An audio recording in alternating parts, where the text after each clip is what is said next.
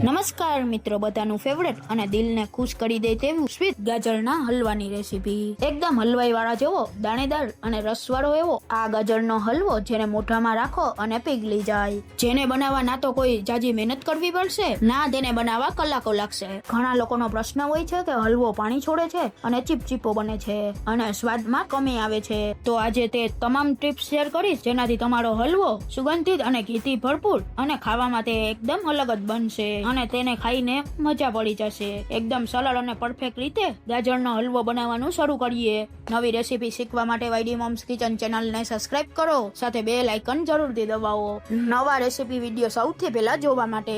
સૌથી પહેલા અમારા બાની રીતથી એકદમ સિમ્પલ ગાજરનો હલવો બનાવવા માટે મેં અહીંયા 2 કિલો ગાજર લીધેલા છે. ગાજરનો હલવો બનાવવા માટે હંમેશા દેશી ગાજર જ લેવા અને થોડા જાડા ગાજર હોય તેનો જ ઉપયોગ કરવો, જેથી હલવો એકદમ સરસ બને. હવે ગાજરના ઉપરના ભાગ અને નીચેના ભાગને કાઢી લઈએ અને છાલના ભાગને પણ કાઢી લઈએ. તો અહીંયા ગાજરની છાલ કાઢી લીધેલી છે. હવે આ રીતે બધા જ ગાજરને તૈયાર કરી લેશું. હવે ગાજરને ખમણવા માટે મેં અહીંયા આ રીતની મોટી સાઈઝની ખમણી લીધેલી છે.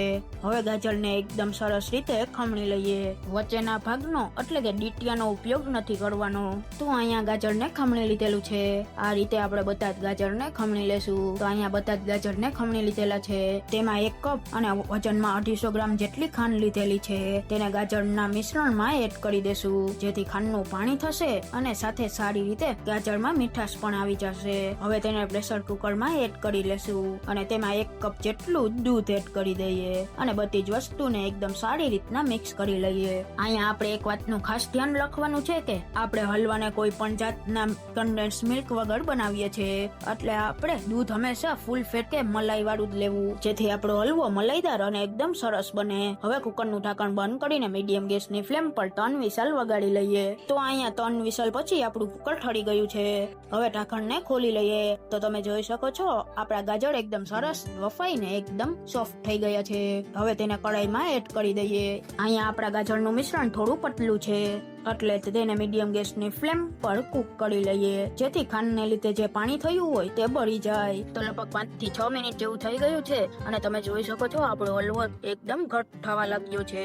હવે આ સમયે 1 ચમચી જેટલી ઘરમાં રહેલી મલાઈ એડ કરી દઈએ. તમે મલાઈની જગ્યાએ મિલ્ક પાવડરનો પણ ઉપયોગ કરી શકો છો.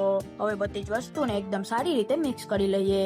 ગાજરના હલવામાં મલાઈ એડ કરવાથી તે એકદમ મલાઈદાર બનશે અને તેનો સ્વાદ પણ ખૂબ જ ટેસ્ટી લાગશે. હવે મેં અહીંયા 1 કપ મોળો માવો લીધેલો છે, તેને એડ કરીને મિક્સ કરી લઈએ. તો માવો નાખવો ટોટલી ઓપ્શનલ છે. તમે માવો નાખીને ગાજરનો હલવો બનાવશો તો તેનો સ્વાદ એકદમ લાજવાબ આવશે. તો લગભગ 2 થી 3 મિનિટ જેવું થઈ ગયું છે અને તમે જોઈ શકો છો આપણો હલવો તૈયાર થવા લાગ્યો છે. હવે ઉપરથી 1 મોટી ચમચી જેટલું ઘી એડ કરીશું. ઘીને એડ કરવાથી આપણા હલવામાં સારી એવી શાઈન આવે છે. ગાજરનો હલવો એક એવી વસ્તુ છે જેને જોતા જ બધાના મોઢામાં પાણી આવી જશે.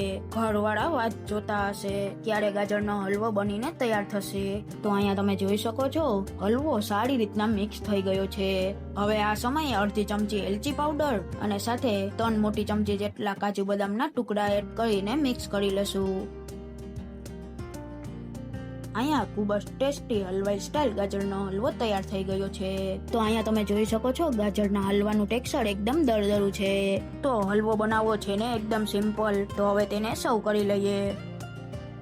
હવે ઉપરથી કાજુ બદામથી ગાર્નિશ કરી લઈએ. મીઠાઈ વાળાની દુકાન જેવો ખાવામાં સ્વાદિષ્ટ અને બનાવવામાં એકદમ સરળ ગાજરનો હલવો તૈયાર થઈ ગયો છે. ગરમા ગરમ ઘીથી ભરપૂર દૂધની ખુશ્બુ વાળો હલવો ખાવા માંગતા હોય તો આ રેસીપી જરૂરથી ટ્રાય કરજો અને સાથે કોમેન્ટમાં જરૂરથી લખજો કે તમે હલવો કઈ રીતે બનાવો છો, માવા અને દૂધથી કે પછી કન્ડેન્સ મિલ્કથી. અને આગળ તમારે કઈ રેસીપી જોવી છે તે પણ કોમેન્ટ કરીને જરૂરથી જણાવશો. ફરી મળીએ એક નવી રેસીપી સાથે. જો તમને અમારી આજની રેસીપી ગમી હોય તો અમારા વિડીયોમાં એક લાઈક કરી ફ્રેન્ડ ફેમિલીમાં જરૂરથી શેર કરજો અને સબસ્ક્રાઇબ કરવાનું ભૂલશો નહીં. ફરી મળીએ એક નવી રેસીપી સાથે.